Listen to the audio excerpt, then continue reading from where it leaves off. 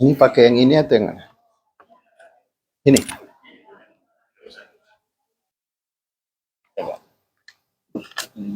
Kita dulu. Bismillah.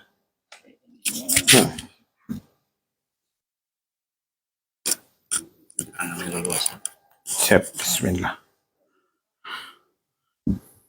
Baiklah ibu-ibu, bapak-bapak.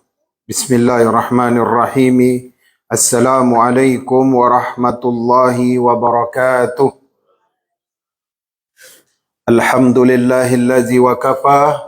Assalatu wassalamu ala nabiyil mustafa wa ala alihi wa sahbihi ahlu sidqi wal wafa. Asyhadu an la ilaha illallah wahdahu la syarikalah. Wa asyhadu anna Muhammadan abduhu wa rasuluh. Allazi la nabiyya ba'dah. Allahumma fasalli wa sallim wa barik ala nabiyyina wa habibina wa muallimina wa qudwatina sayyidina Muhammadin wa ala alihi wa sahbihi wa sallim. InsyaAllah pada kesempatan hari kedua ini saya akan membawakan satu tema yang berjudul jenis-jenis kesyahidan di dalam Islam. Sebagaimana kita ketahui, tingkatan amalan yang tertinggi di dalam Islam itu adalah berjihad kemudian mati syahid.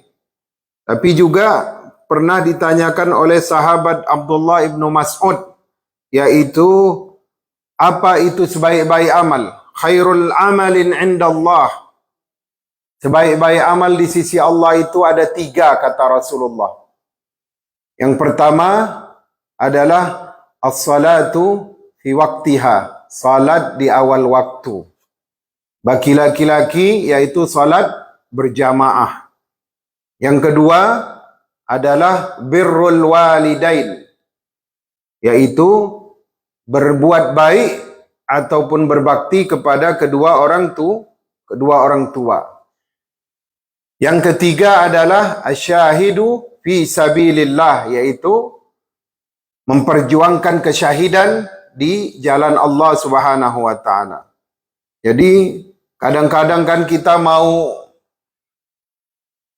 mempunyai satu hajat. Satu hajat itu misalkan memang kita usahakan dengan usaha tangan kita. Kalau tidak kita kerjakan dengan tangan kita, ini perkara, ini hajat tidak akan sukses. Misalkan begini, ada orang mau beli masjid, beli gereja. Harga gereja itu 1 juta. Jadi dia dengan organisasinya mulai menabung. Ini cara cepat cara cepat untuk kalau di sini kan kemarin berapa lama Pak? Ada yang mengatakan 25 tahun menabung, ada yang 20 tahun. Tapi alhamdulillah Allah kabulkan. Berkat langkah kaki, berkat pembuktian kepada Allah dengan tabungan, maka Allah berikan satu jalan pamungkas.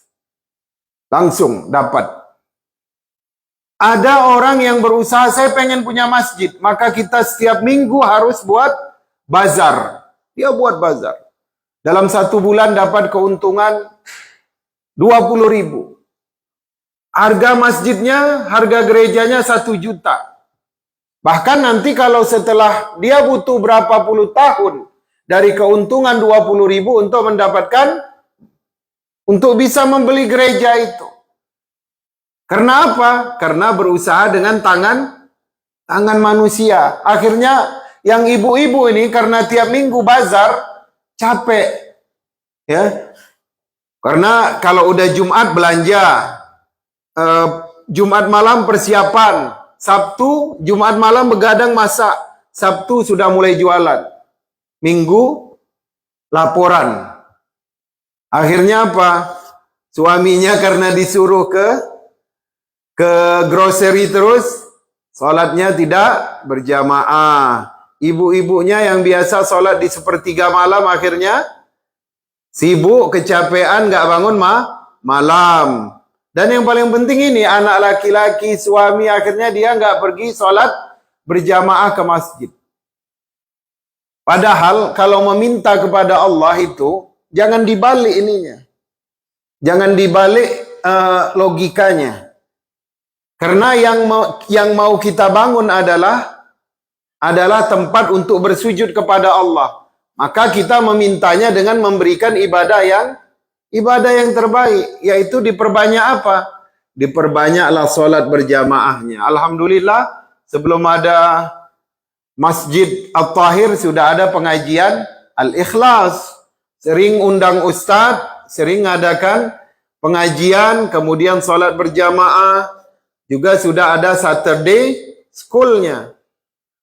Jadi kadang-kadang ini saya bawa ini ke komunitas yang belum punya masjid. Boleh ikut bazar, tapi jangan larang orang yang sudah biasa jualan di bazar. Katanya kalau kamu ikut jualan, berarti kamu nggak mendukung kita mau beli masjid. Bukan begitu. Ya, dia ada rezekinya, masjid ada rezekinya. Kalau kita mau beli masjid, kita kumpul modal di awal, Allah yang lunaskan. Jadi kita tidak perlu menghalangi orang lain untuk mendapatkan rizkinya. Jadi ini tadi keluar dari topik kita ya, jenis-jenis kesyahidan. Maksudnya amal yang paling the best di hadapan Allah itu adalah kesyahidan. Maka ada seorang sahabat yang bernama Mus'ab bin Umair. Mus'ab bin Umair itu adalah pemuda yang paling tampan yang berada di kota Makkah, dan dia adalah seorang anak dari businesswoman yang mengimpor pakaian sutra dan parfum dari negeri Persia. Jadi kalau Mus'ab itu mau masuk ke pasar, dia mau mengutip, mau mengambil hasil penjualan, itu ya 100 meter sebelum Mus'ab bin Umair masuk, itu udah kecium wanginya itu. Ya. Kada'ata Mus'aban, sungguh telah sampai Mus'ab. Mus'ab belum sampai ini di pasar. Tapi karena apa? Karena parfumnya itu udah kecium sama pedagang pasar. Tapi ketika datang dakwah, ketika datang ya panggilan Islam kepada jiwanya beriman, ya, dia sampaikan kepada ibunya, ibunya marah. Dia dikurung di dalam satu kamar, kemudian dia dilepaskan oleh pembantu ibunya. Akhirnya dia datang kepada Rasulullah dan mengatakan kepada ibunya, jangan cari aku lagi, sesungguhnya aku sudah menjadi pengikut baginda Nabi Muhammad SAW. Akhirnya pada kesempatan haji, yaitu di tahun ke-7 kenabian, datanglah setelah kematian Abu Talib dan Ummul Mukminin Khadijah, datanglah para jamaah haji dari kota Madinah. Kemudian mereka semuanya berbaiat, masuk Islam dan berbaiat kepada Rasulullah. 78 orang. Maka diutuslah Mus'ab ini. Mus'ab yang baru punya ilmu beberapa hadis diutus. Bersama grup orang Madinah ini sampailah Mus'ab di Madinah. Jadi kalau Rasulullah datang ke Madinah disambut dengan Tala'al badru alaina. Mereka menerima Islam bukan hanya hubungan kekeluargaan dengan Rasulullah. Karena istri dari Abdul Muthalib atau nenek Rasulullah, ibu dari Abdullah, namanya adalah Ummu Kulthum, itu memang gadis Madinah. Tapi apa penyebab mereka menerima Islam? Karena Mus'ab bin Umair mengetuk pintu setiap rumah orang-orang di kota Madinah dan menjelaskan tentang Islam. Kemudian pada saat perang Badar, Rasulullah mengatakan, Mus'ab, kau nggak usah ikut, cukup ajari anak-anak di Madinah ya tentang Al-Quran, tentang hukum. Kata Mus'ab, tidak afdal rasanya kalau tidak menemanimu ya Rasulullah. Akhirnya Mus'ab ikut perang Badar. Ketika datang perang Uhud, ikut lagi. Karena apa? Karena Mus'ab itu tidak mau dia dilarang mengambil pahala yang terbaik. Apa pahala yang terbaik itu? Adalah mati fisabilillah, dan dia mendapatkannya. Ya. Kalau anak-anak muda kita ini paham bagaimana biografi Mus'ab bin Umair, ya Allah. Sampai-sampai Bu, malaikat itu diserupakan wajahnya dengan Mus'ab. Karena niat Mus'ab pada perang Uhud itu mau menemani Rasulullah. Jadi karena perang Uhud itu tujuannya adalah membunuh Rasulullah, maka sekali serang itu dikatakan dalam Sirah Ibnu Hisham, dalam perang Uhud sekali serang bisa 70 orang itu menyerang Rasulullah. Dan yang menyerangnya itu adalah tetangganya dulu di Makkah.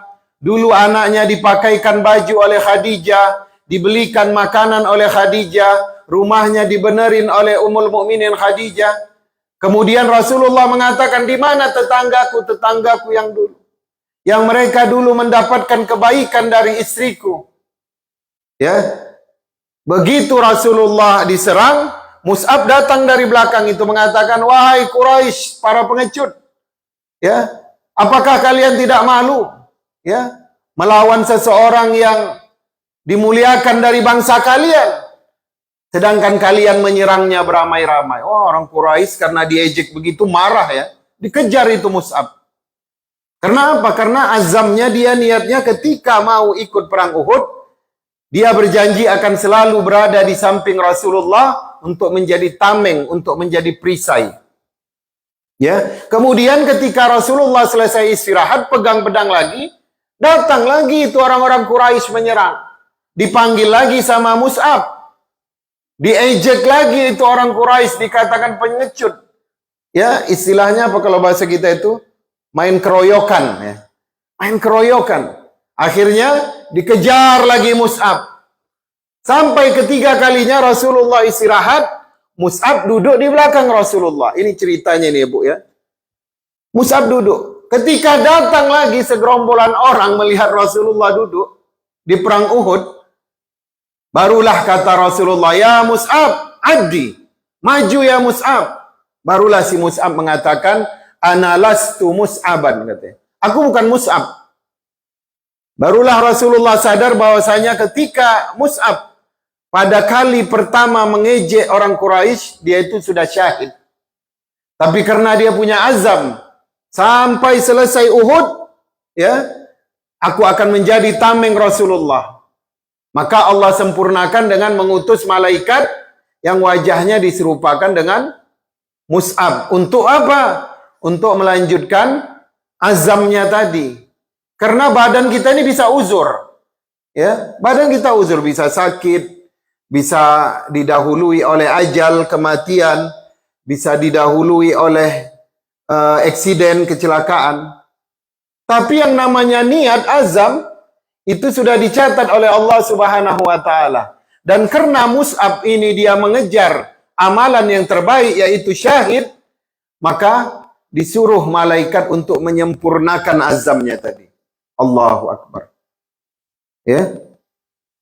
Apakah syahid ini hanya ada di medan perang saja, Ustaz? Maka syahid ini terbagi 3.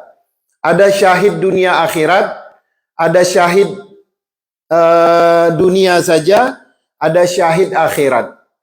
Ya, biasanya ini kaum perempuan ini dia syahid akhirat, tetapi di dunia dia dihukumi sebagai mati yang biasa. Syahid dunia akhirat ini dia mempunyai 6 kelebihan.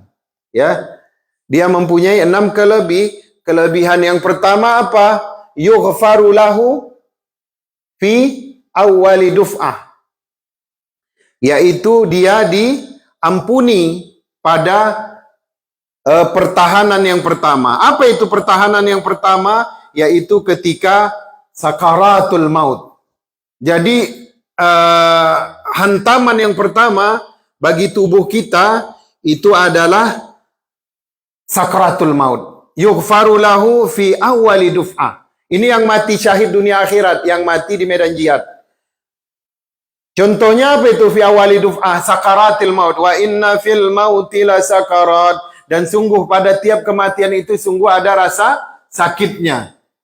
Pernah diriwayatkan dari Ummul Mukminin Aisyah ketika Rasulullah berbaring di pahanya menjelang ajalnya, Aisyah mengatakan bahwa badan Rasulullah itu panas, sehingga Rasulullah itu meminta semangkuk air dingin. Kemudian Rasulullah itu memasukkan tangannya dan membasuh ke wajahnya yang merah. Kemudian Rasulullah mengatakan, "Ya Aisyah, inna fil mauti la sakarat." Sesungguhnya dalam setiap kematian itu ada rasa sakitnya. Kenapa? Pertanyaannya, kenapa baginda Nabi diberikan rasa sakratul maut? Karena ada hadisnya, ya, inna asyaddal bala al-anbiya. Sesungguhnya ujian yang paling berat itu diberikan dulu kepada para nabi. Jadi kenapa para nabi itu menjadi para pemimpin di surga? Karena setiap cobaan yang kita dapatkan di dunia itu para nabi dan rasul sudah diberikan dahulu. Termasuk baginda Nabi Muhammad sallallahu alaihi wasallam panas badannya dan meminta diberikan air dingin, kemudian menyapu wajah. Inna fil mauti la sakarat ya Aisyah. Pernah ditanya oleh sahabat Abu Hurairah, "Ya Rasulullah, coba ceritakan kepadaku bagaimana sakit dalam kematian itu." Kata Rasulullah sallallahu alaihi wasallam, "Ketika engkau mempunyai satu batang kayu yang batang itu berduri-duri, kemudian dia dimasukkan ke dalam tenggorokanmu, kemudian dia ditarik dengan sekali tarikan. Itulah rasa sakit yang paling ringan dalam sakaratul maut, kematian." Kemudian juga kata Rasulullah dalam riwayat yang lain ditanyakan oleh sahabat Abu Hurairah, ketika engkau ketika engkau melihat lembah dan lembah itu dipenuhi oleh bara api, kemudian dilemparkanlah daging dan daging itu diseret di lembah api tersebut, maka itulah yang dinamakan sakaratul maut, rasa sakit dalam kematian. Tapi bagi orang yang mati syahid ini dia diselamatkan dari rasa sakit dalam kematian. Yang kedua, wa yara maq'adahu minal jannah. Ketika dia proses sakratul maut, dia diperlihatkan dengan tempatnya di dalam syurga. Bagi orang yang enggak mati syahid, kata Imam Syafi'i, supaya mudah proses sakratul mautnya, bacakan kepadanya Al-Fatihah. Bacakan kepadanya Yasin. Jadi orang yang sakratul maut itu, itu seperti orang yang tengah berada di samudra yang luas, di tengah malam yang gelap, maka dia terombang-ambing dengan ombak, dan dia itu menunggu pelampung. Siapa yang mau lemparin dia pelampung ini? Apakah cucunya mau melemparkan suratul Ikhlas? Apakah anaknya mau melemparkan talqin, kalimatut tauhid, la ilaha illallah? Atau apakah menantunya mau membacakannya surah Yasin, agar proses sakratul mautnya itu Allah permudah. Ya, ada orang di bulan Ramadan itu menantu ini sama-sama menantu saling telepon. Bang, kita ini kan lahir yatim piatu.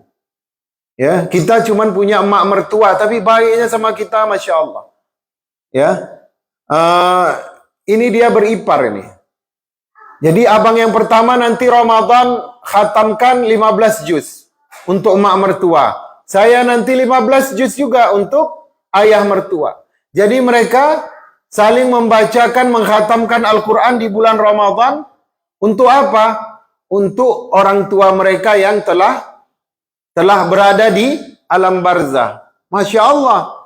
Ini jangankan membacakan Al-Quran setelah alam barzah. Ketika disuruh talqin saja dia takut. Ayo silakan talqinkan ayahmu. Oh, saya tidak berani, saya Ustaz. Kenapa? Kami nama mirip. Ya. Nama dia Ahmad bin Hadi. Nama saya Hadi bin Ahmad. Jadi nama ayahnya diulang ke saya. Saya takut malaikat salah bawa catatan. Harusnya dicabut Hadi bin Ahmad, ayah saya. Rupanya dia cabut Ahmad bin Hadi. Akhirnya dia nggak mau talqinkan ayahnya. Allahu Akbar. Ini kejadian seperti itu. Dia pikir malaikat seperti tukang kredit mungkin ya. Diambil sekali, ya, diambil 5 kali, ditulis 4 kali mungkin. Salah. Allahu Akbar. Jadi apa maksudnya? Maksudnya orang yang sakratul maut itu maka jangan dijauhi. Anak yang paling tua talqinkan ayahnya.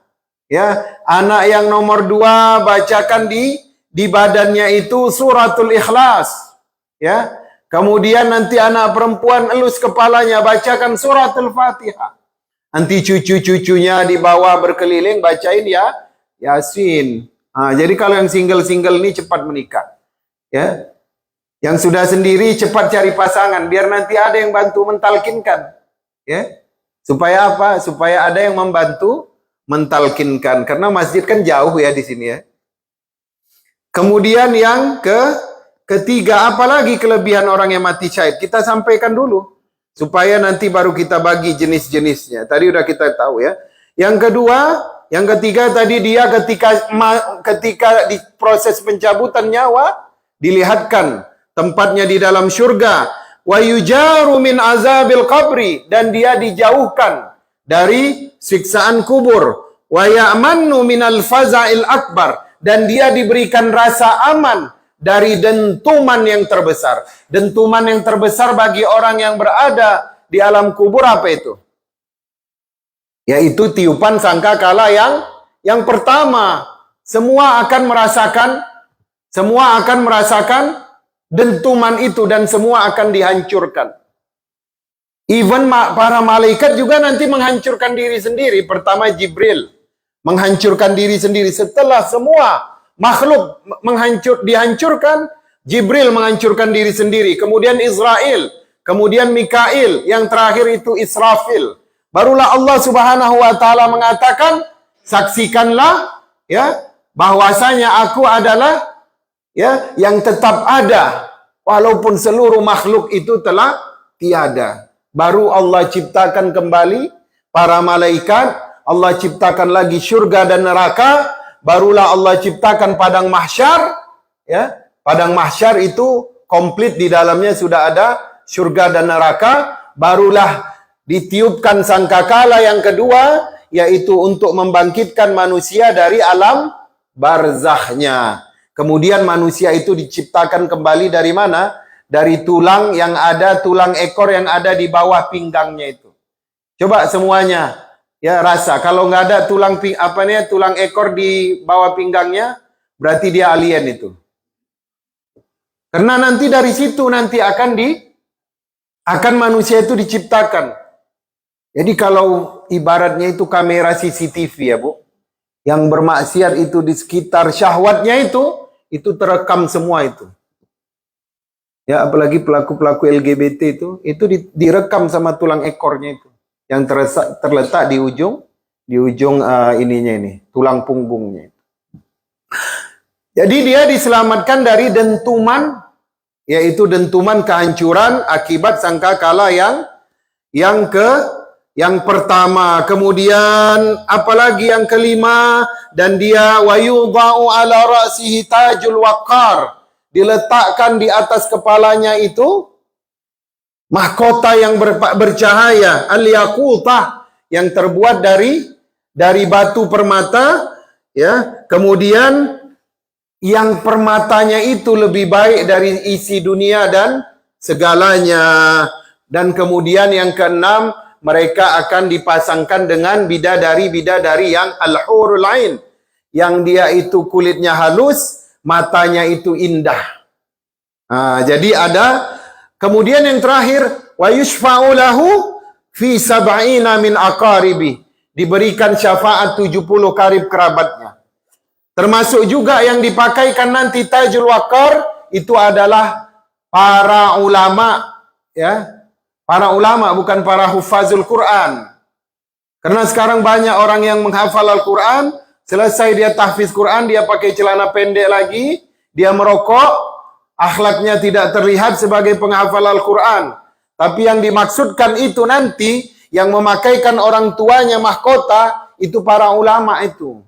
Dia menghafal Quran, kemudian dia belajar tentang ilmu Al-Quran, kemudian dia belajar tentang ilmu-ilmu yang mendekatkan diri kepada Allah, kemudian dia mengamalkannya, kemudian dia mengajarkannya, maka nanti para orang tuanya akan dipakaikan mahkota, yang mahkotanya itu akan menyinari, ya, menyinari 70 kali kerabatnya di yaumil mahsyar kelak. Maka kalau mau cetak anak jadi ulama. Kalau punya 4 anak, Satu jadi dokter, satu pengacara, satu jadi polisi, satu jadi ulama. Jangan empat-empatnya jadi satu lagi misalkan yang empat jadi pengusaha. Jadi kalau ngumpul anak menantu, ya bersaing terus hidupnya. Ya menantu kalau mau ke rumah mak mertuanya semua emas disorongkannya. Ya kakak nomor pertama katanya itu suka pamer. Kita baru beli emas, kita pamer juga. Ada yang baru beli mobil, ya dia bawa sekalian BPKB mobilnya. Terjatuh BPKB mobil baru. Itu kenapa? Karena anaknya semuanya di sekolah umum harus ada yang balance-nya, harus ada penyeimbangnya. Siapa itu? Satu harus ada jadi penasehat. Nanti dialah kelak yang akan membagi-bagikan harta warisan ayah ibunya. Nanti kalau abangnya terlalu jauh, ya dalam mengejar ambisi mau menjadi anggota dewan sampai menyebar-nyebar uang serangan fajar, dia nasihatin. Ar-rashi wal murtashi finnar bang, katanya. Kata Rasulullah, penyogok dan yang disogok di dalam neraka, kata dia. Akhirnya nggak jadilah, katanya. Kalau memang aku dipilih karena kejujuran, aku mau. Tapi kalau dipilih karena uang, ini akan menjadi azab bagi diriku kelak di yaumil mahsyar. Karena apa? Karena ada penyeimbang. Makanya Allah siapkan bagi orang tua yang mencetak anaknya sebagai ulama, itu nanti akan dipakaikan dia mahkota dari cahaya. Mahkota yang bercahaya, yang terbuat dari batu permata. Yang nilainya lebih baik dari dunia dan segala isinya. Kemudian ulama tadi, 70 karib kerabatnya dapat syafaat. Bayangkan. Ya, kalau nggak dapat anak, Bu, cucu nanti. Cucu nanti sekolahkan ke Al-Azhar. Sekolahkan dia ke Madinah, sekolahkan ke Maroko, ke Sudan, ke Libya. Ya.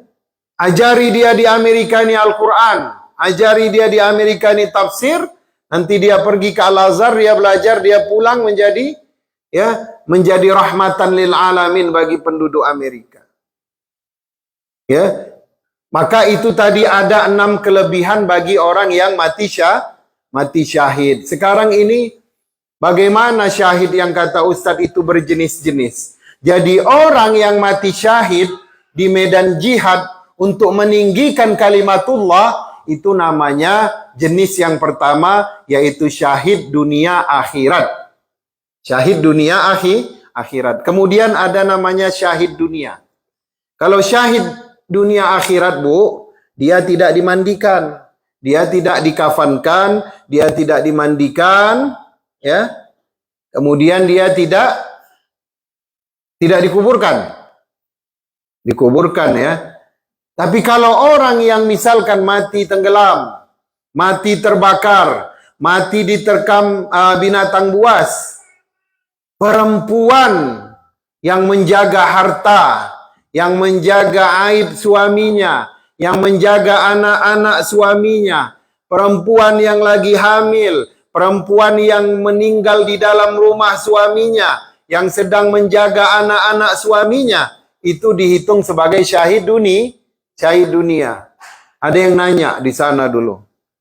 Katanya, gimana Pak kalau perempuan mati di tempat kerja, katanya. Itu mati syahid enggak? Itu belum saya jawab waktu itu. Tapi nanti saya jawab di sini, ya.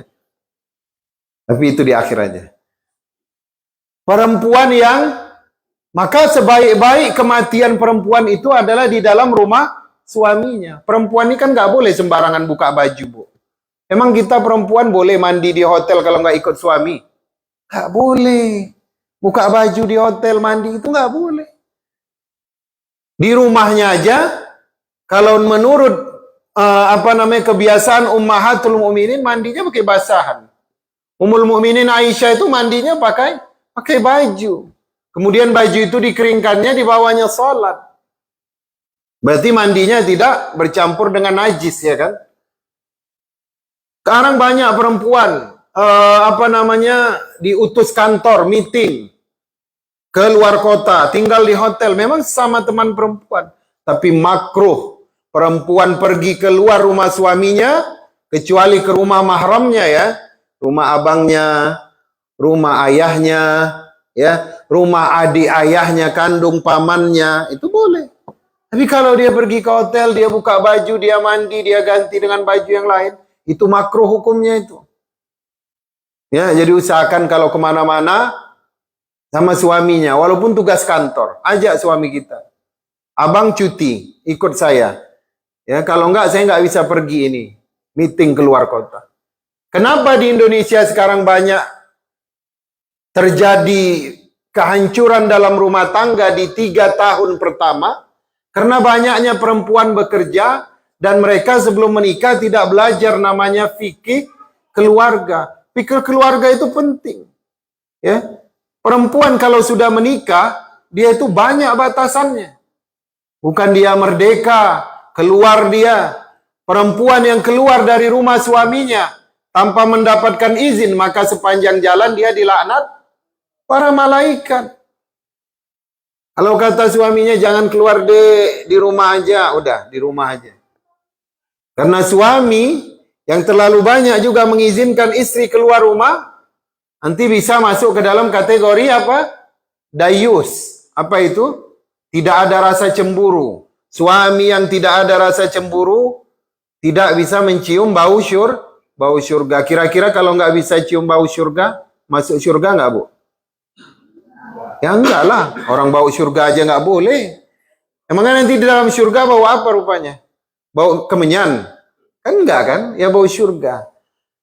Jadi bagi adik-adik ini yang mau menikah, belajar fikih keluarga. Ya.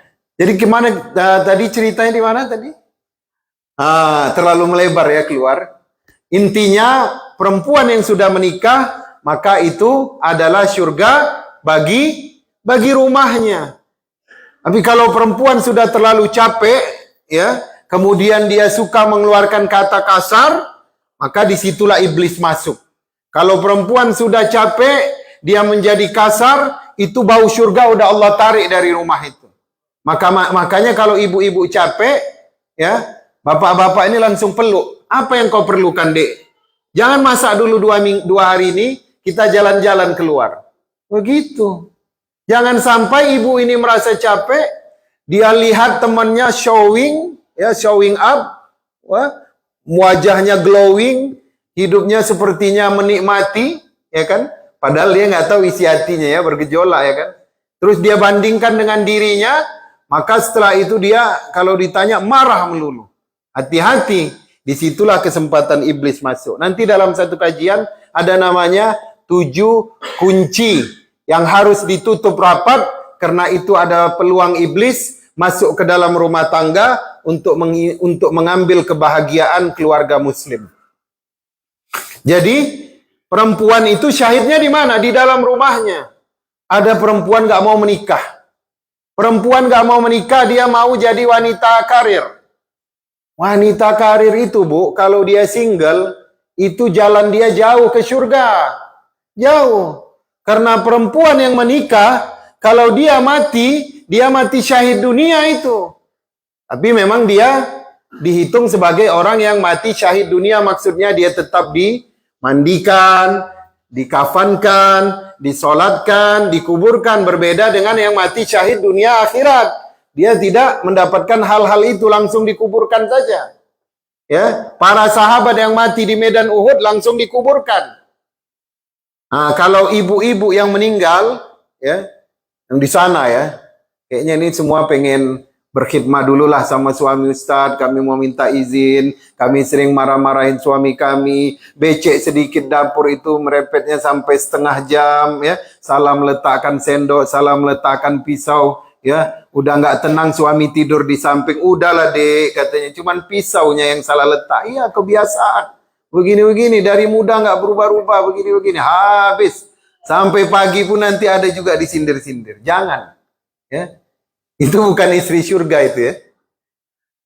Sampai-sampai ada yang bilang, Ustadz, di Indonesia, di Tebet itu dia bilang, kalau doa jangan Rabbana atina fid dunya hasanah, wa fil akhirati hasanah. Kenapa? Nama istri saya Hasnah katanya. Dan saya di akhirat nggak mau lagi sama si Hasnah. Dia mau sama Aminah katanya. Rupanya Aminah, di komplek Tebet Mas itu ada janda cantik muda kaya raya. Rupanya itu yang sedang disorot sama Pak Haji itu. Kalau bisa di akhirat sama Aminah katanya. Kenapa rupanya Bu Asna di rumah? Aduh Ustaz, makin tua, makin lemes mulutnya kan. Ya, nggak bisa salah letak dikit. Aduh, katanya panjang deh katanya.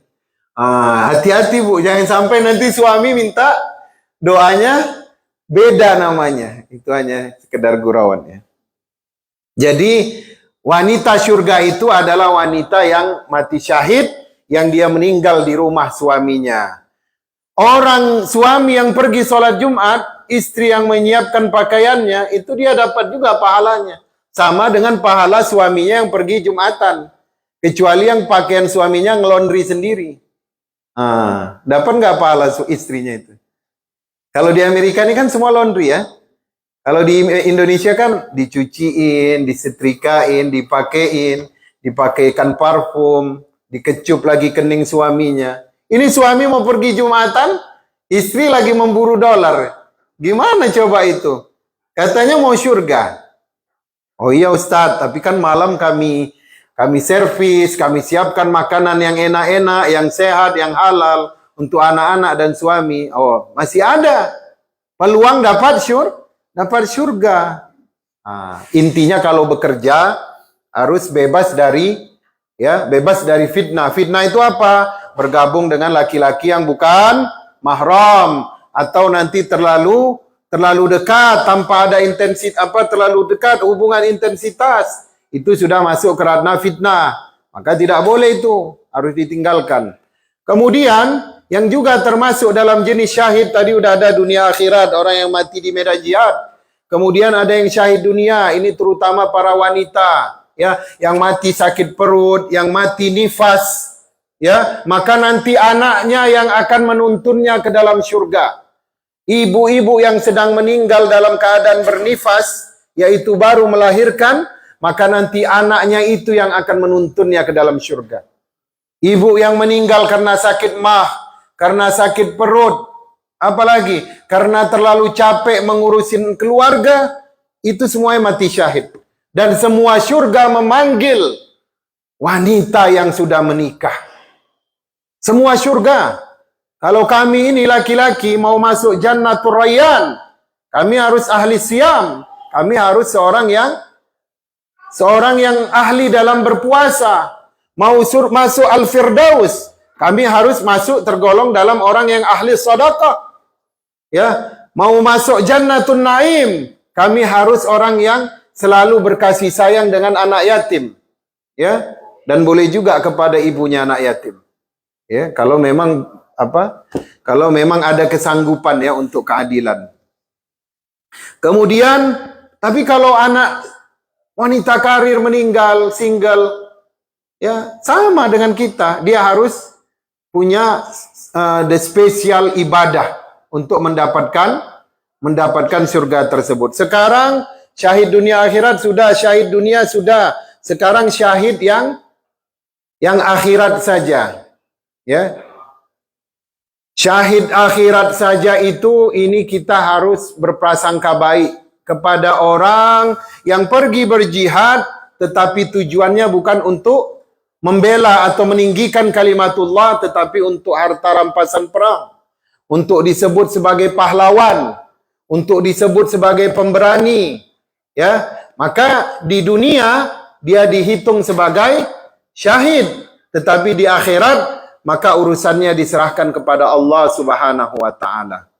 Jadi, jemaah yang dimuliakan oleh Allah Subhanahu wa taala, inilah waktunya kita memilih kesyahidan kita. Kemudian, ada nggak lagi yang termasuk jenis syahid? Ada. Syahid dunia bagi laki-laki. Syahid dunia bagi laki-laki adalah para kepala keluarga yang pergi keluar rumah untuk mencari nafkah yang halal. Ketika dia mencampurkannya dengan yang haram, maka rezeki itu dicabut barokahnya dan akan menjadi penyakit dan pemberat bagi keluarganya. Jadi setiap suami yang pergi mencari nafkah, nauzubillah dapat accident, passed away, maka dia dihitung sebagai syahid. Orang yang pergi beribadah, orang yang pergi dari negeri yang jauh, berdakwah, kejadian sesuatu, syahid.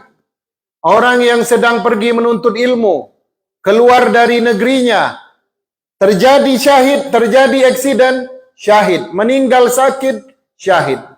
Ya, tapi para suami ini kan Bu, masa mau kita biarkan dia level syahidnya itu pada level yang awam terus? Maksudnya level syahidnya itu ya itu aja, mencari nafkah aja.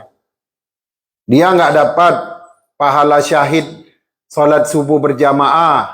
Ya kan kalau orang pergi sholat subuh berjamaah, di jalan dia mendapat ancaman, kemudian dia jatuh dari tunggangannya, kata Rasulullah, meninggal, kan mati syahid. Nanti ditanya oleh malaikat, kamu kenapa dihitung syahid? Saya mati ketika mau pergi kerja. Wah, itu biasa, kata malaikat. Tapi ketika ditanya malaikat, kamu kenapa didapatkan pahala syahid? Dan pahala ini besar, kata malaikat. Karena saya, ya, ketika itu, dalam setahun itu, hidup di Los Angeles, saya seminggu keluar kota, saya ikut berdakwah, ya, di sana, dengan ilmu yang saya punya, 2 hadis, 3 hadis. Saya numpang di masjid di Seattle, saya numpang di masjid di Denver, saya dakwah di situ 3 hari. Saya dakwah di situ ngajakin orang sholat aja 3 hari. Nah, itu udah mulai naik level syahidnya itu.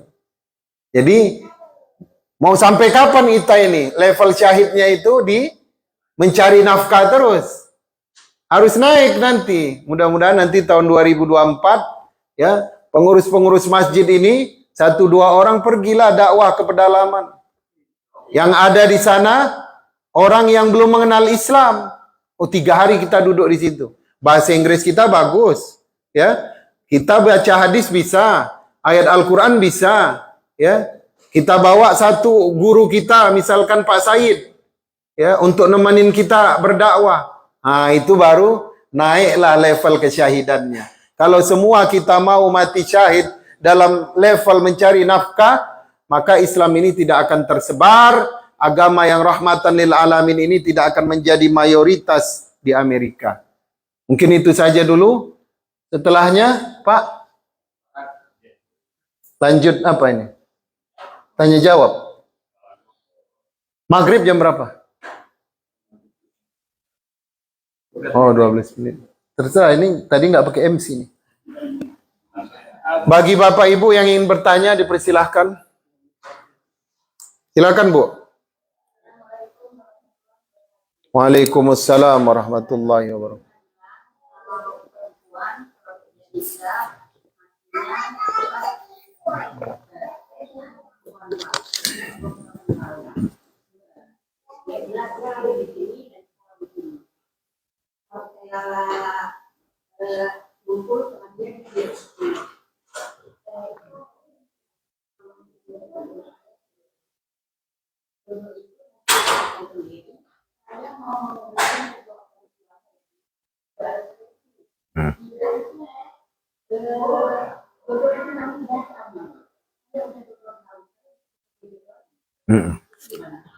Iya, banyak anak perempuan yang telat menikah karena mau mengurusin kedua ibu bapak. Benar kan? Benar. Itu baik nggak? Baik. Cuman secara akidah itu kurang akidahnya itu. Karena bapak ibu kita ini semenjak dia di zaman azali sana, sebelum diciptakan langit dan bumi, itu rezekinya itu sudah diurus oleh Allah Subhanahu wa taala, sudah tertulis di Lauhil Mahfuz. Kalau kita nggak menikah, nggak mungkin emak ayah kita kelaparan dibuat Allah Subhanahu wa taala. Sementara kita meninggalkan ibadah yang terbaik, ibadah yang terbaik bagi seorang anak gadis itu bukan dulu mengejar karirnya, tetapi mencari pujaan hatinya dulu, yang mampu menjadi pembimbing dan imam bagi anak-anaknya. Kalau urusan mama papa itu udah ada jaminan dari Allah, nak. Jangan sampai kamu menjadi Tuhan bagi kami, ya. Belum tentu juga umurmu lama. Nanti kalau kamu meninggal, siapa yang menjaga kami? Itu kalau kamu pakai ukuran matematika manusia. Bilangnya begitu, Bu.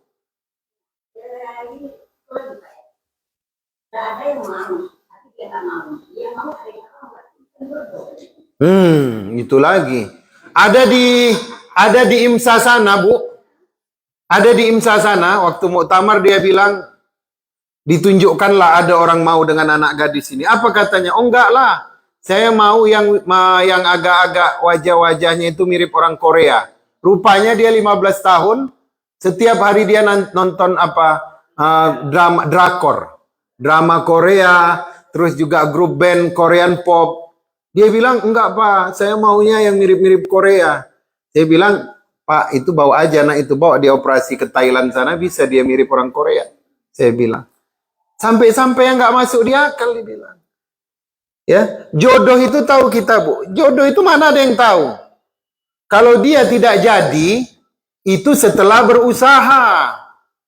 Dia ini yang nggak jodoh itu tahu. Udah ini tuan kadi di depan. Ini calon pengantin wanita, ini calon pengantin pria. Ya kan? Tiba-tiba calon pengantin prianya meninggal di situ. Itu baru namanya nggak jodoh. Kalau dia belum mencoba, ya, dia nggak suka, tapi si laki-laki suka, apakah itu dikatakan nggak jodoh? Bukan. Ya, karena semua orang tidak akan sama sifat yang dia sukai. Dia pengennya yang tajir, melintir, tinggi, putih bersih, hidung mancung, kemudian jenggotnya tipis-tipis. Kalau minum kelihatan air itu di lehernya. Itu udah diambil artis duluan. Karena artis dia punya banyak duit. Bang, aku bayar kau. Nikah sama aku. Kasih 1 M. Mau sampai kapan anak kita yang biasa-biasa aja akan dapat jodoh? Kalau dia mau the perfect one. Nggak ada itu.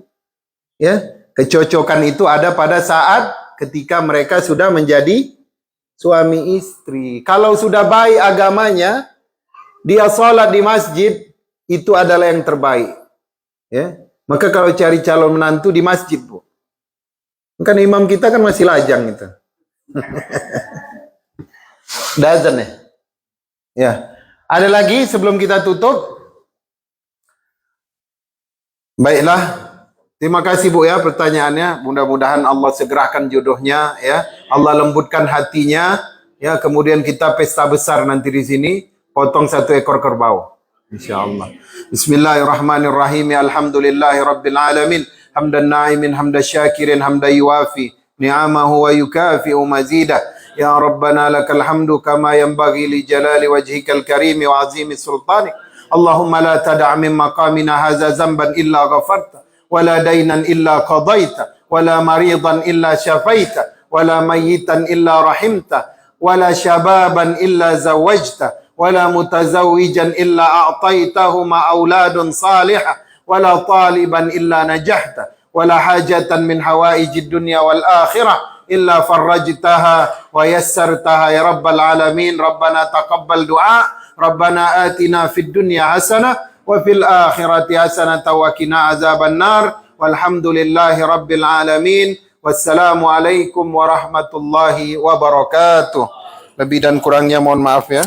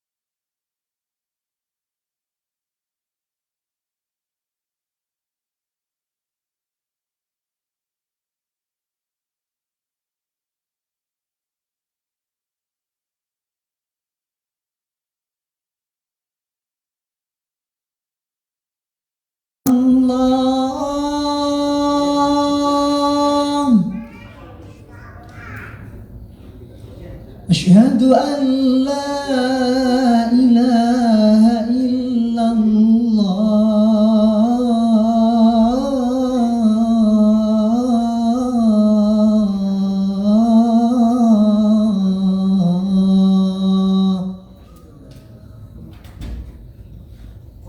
أشهد أن محمدا رسول الله أشهد أن محمدا رسول الله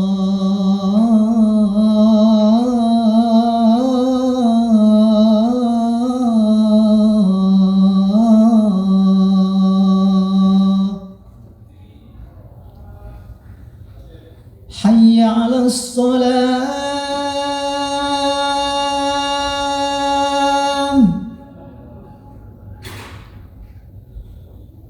حي على الصلاة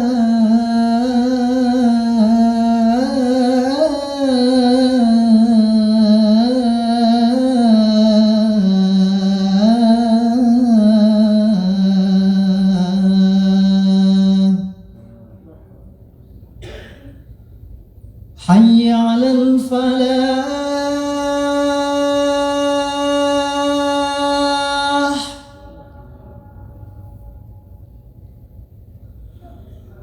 حي على الفلاح